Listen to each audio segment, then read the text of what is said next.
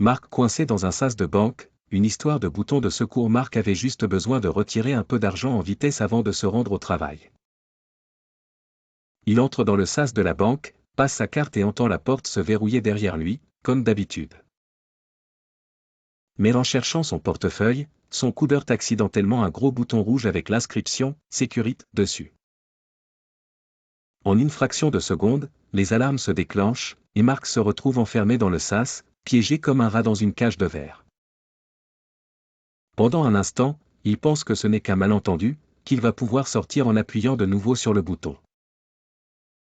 Mais rien n'y fait, les portes ne bougent pas, et les alarmes continuent de hurler. Le système de sécurité de la banque est infaillible, et Marc en fait les frais. Il tape sur la vitre, fait de grands gestes pour attirer l'attention des passants, mais tout le monde semble trop pressé pour remarquer son désarroi.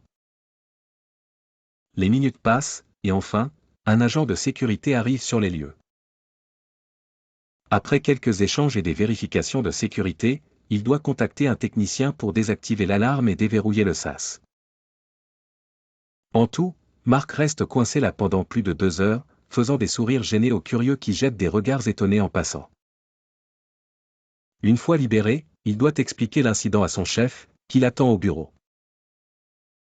Comment expliquer que, ce matin, il est arrivé en retard parce qu'il a déclenché par accident un dispositif de sécurité bancaire?